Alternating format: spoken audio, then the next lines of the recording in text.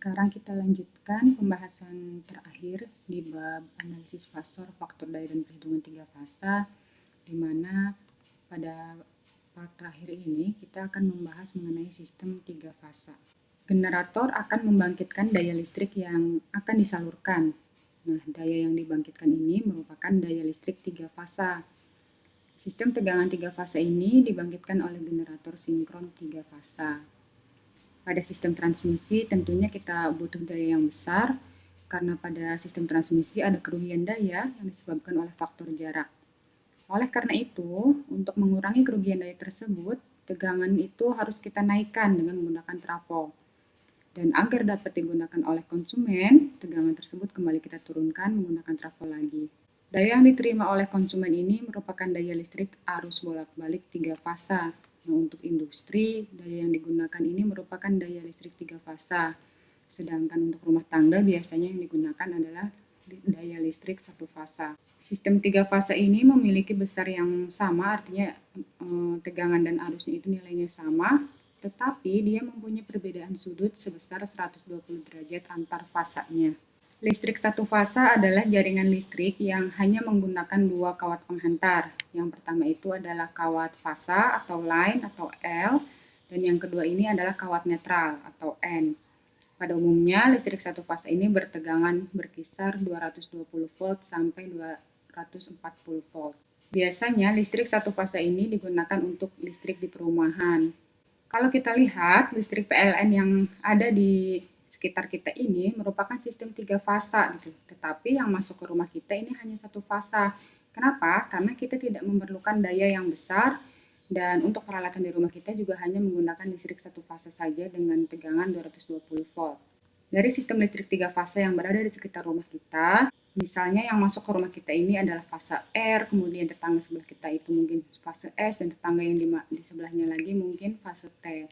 Untuk memenuhi kebutuhan dalam suplai daya listrik, kemudian sistem satu fasa ini dikembangkan menjadi sistem tiga fasa.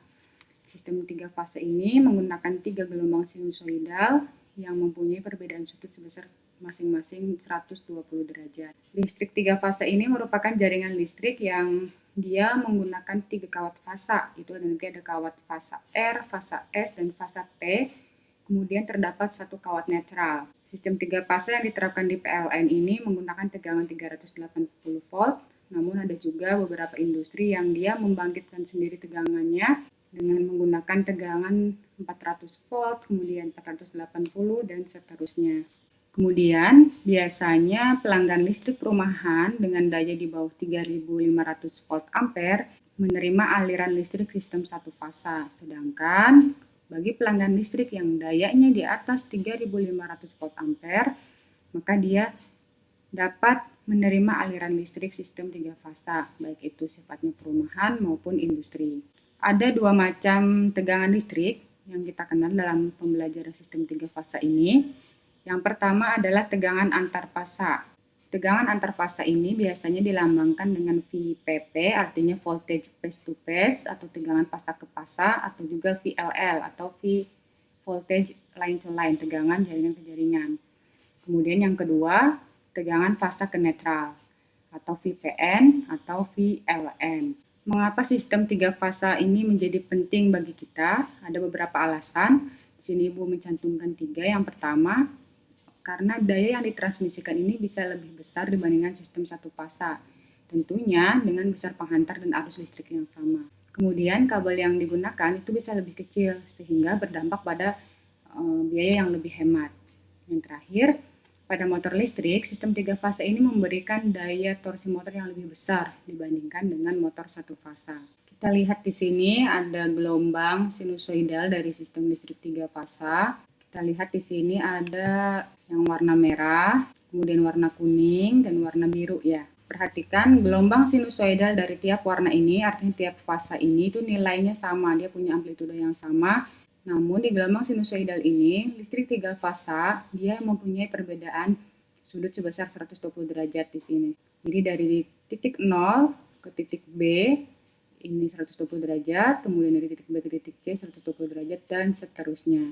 Kemudian kalau kita gambarkan dalam bentuk fasor, dari grafik sinusoidal ini kita punya Yang ke kanan ini, yang warna merah, misalkan fasa A, kemudian yang warna kuningnya fasa B, dan kemudian yang warna birunya fasa C. Berputar berlawanan dengan arah jarum jam dengan kecepatan radian per sekon. Perbedaan derajatnya sebesar 120 derajat.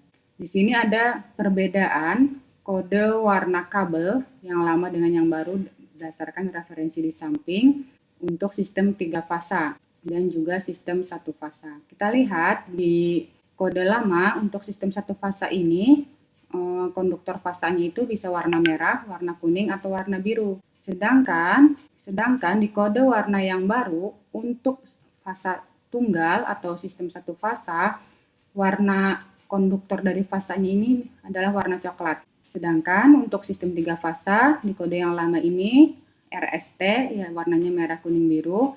Kalau di kode yang baru ini coklat, kemudian hitam dan juga abu. Untuk warna netralnya yang dulu itu adalah hitam, yang sekarang ini adalah biru. Kemudian untuk kode warna kabel grounding atau protective conductor itu tidak berubah, tetap warna hijau dan kuning. Sekarang kita lihat rangkaian listrik 3 fasa. Sistem 3 fasa terdiri dari 3 sumber tegangan. Kita lihat di sini ada 3 sumber tegangan yang dihubungkan ke beban dengan 3 atau 4 kabel. Jadi tipikal dari sistem 3 fasa ini adalah ada sumber beban yang terdiri dari 3, kemudian yang terdiri dari 3 sumber tegangan yang kemudian dihubungkan ke beban melalui 3 atau 4 kabel. Kalau kita lihat di gambar yang A, ini ada 3 fasa dengan sumber terhubung bintang. Di sini ya terhubung bintang, jadi seperti ini bintang. Kemudian dia terhubung ke beban dengan menggunakan 4 kabel. Di sini ada A, B, C, dan netralnya. Sedangkan di gambar B, ini adalah sistem 3 fasa terhubung delta sumbernya. Delta itu seperti segitiga. Kalau bintang itu seperti Y. Nah, di sistem delta ini, dia terhubung ke beban, tapi menggunakan 3 kabel.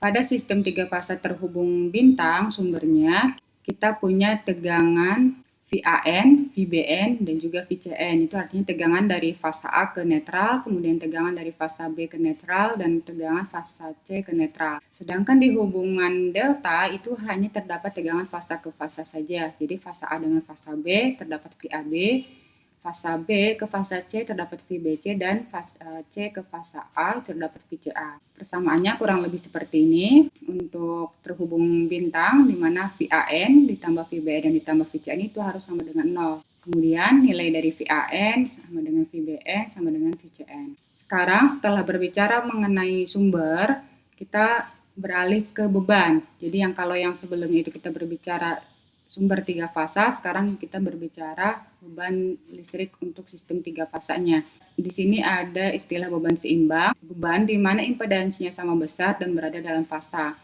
Beban ini terhubung bintang dan dapat diubah menjadi terhubung delta atau sebaliknya. Seperti pada koneksi generator, beban 3 fasa ini dapat dihubungkan dengan Y atau terhubung delta yang ini. Tergantung pada aplikasi akhirnya seperti apa. Kita lihat pada gambar A, ini menunjukkan beban terhubung bintang. Kemudian yang gambar B menunjukkan beban terhubung delta. Kemudian di sini ada garis netral pada beban terhubung bintang. Dia itu bisa ada, bisa juga tidak gitu ya, tergantung pada apakah sistemnya 4 atau 3 kabel. Dan untuk topologi delta tentunya sistem netral ini tidak ada.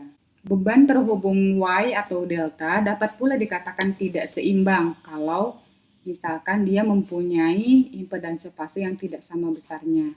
Kita lihat untuk persamaannya, di hubung bintang ini impedansi 1, impedansi 2 sama dengan impedansi 3 dan juga sama dengan impedansi terhubung bintang. Jadi nanti nilainya Z1 sama dengan Z2 sama dengan Z3.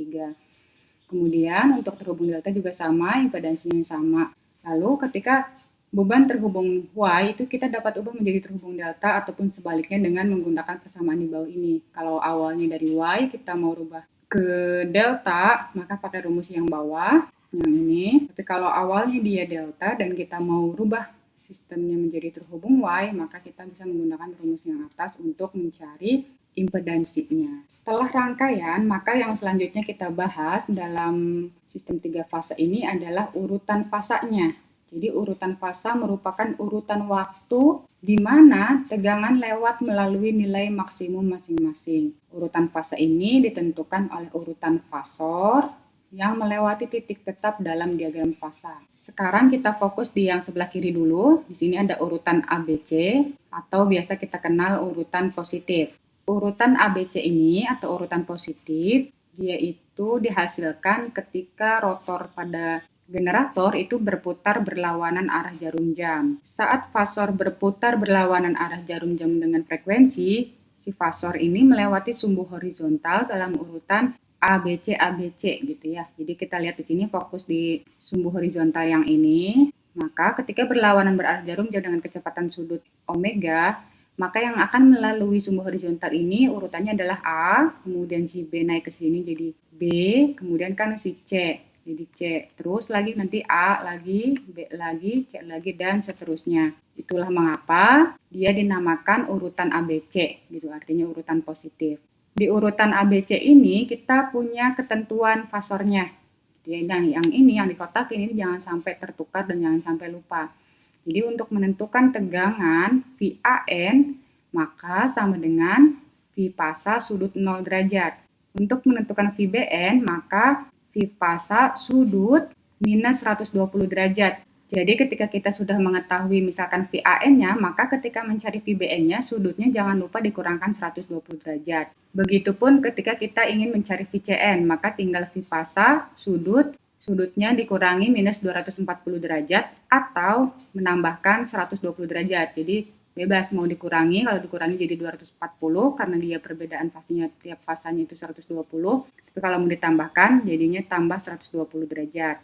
Sekarang kita lihat di sebelahnya ini ada urutan ACB atau biasa disebut dengan urutan negatif. Kita lihat kembali fasor untuk urutan yang sebelah kanan ini. Kita fokus kembali pada jarum yang horizontal ini, VAN. Maka kita lihat di sini. Ketika fasor berputar berlawanan arah jarum jam, maka yang lewat di sini pertama kali setelah VAN itu adalah VCN. Berarti A dulu lewat, kemudian C, kemudian B. Balik lagi ke A, C, B, dan seterusnya. Itulah mengapa urutan seperti ini disebut urutan ACB sequence. Jadi hanya ada dua urutan, yang pertama itu adalah ABC, yang kedua adalah ACB. ABC itu positif, kalau ACB itu negatif. Sekarang untuk persamaannya, VAN ini masih sama, baik positif maupun negatif sequence, tetapi yang membedakan kalau di positif sequence itu kalian langsung mengurut A, B, C, biar nggak lupa. Tapi kalau di ACB langsung aja urutannya bentuknya seperti ini, VA, VC, VB sesuai dengan urutan si listrik 3 fasanya. Sebenarnya nggak apa-apa kalau misalkan kalian mau nulis VBN dulu, tapi biasanya ketukar-ketukar. Jadi lebih baik untuk mencari rumusnya ini berurut seperti ini. Karena dia urutan ACB, berarti tulis aja dulu VAN dengan tidak ada perubahan. Kemudian yang kedua VCN, rumusnya masih sama, sudutnya dikurangi 120. Dan yang terakhir VBN, sudutnya dikurangi 240 atau ditambah 120. Ini jangan sampai lupa. Urutan fase ini menjadi penting dalam distribusi daya 3 fasa. Kenapa? Karena hal ini menentukan arah putaran motor yang terhubung ke sumber daya, misalnya ya. Sekarang kita lihat ada hubungan bintang yang pertama. Jadi orang-orang menulisnya ada yang hubungan bintang, ada yang nyebutnya itu Y, ada yang nyebutnya star. Jadi nanti kalau misalkan kalian ada star delta, Y delta, itu berarti kalau Y itu sama-sama aja seperti ini intinya. Pada hubung bintang, ujung-ujung tiap fasa dihubungkan menjadi satu dan menjadi titik netral atau titik bintang. Yang ini titik netralnya nih. Kemudian ini fasa A, fasa B, dan fasa C. Ujung-ujung tiap fasa dihubungkan menjadi satu dan menjadi titik netral atau titik bintang. Di sini titik netralnya. Tegangan VA, ini VA, VB, dan VC disebut tegangan fasa atau kita katakan VF atau VP.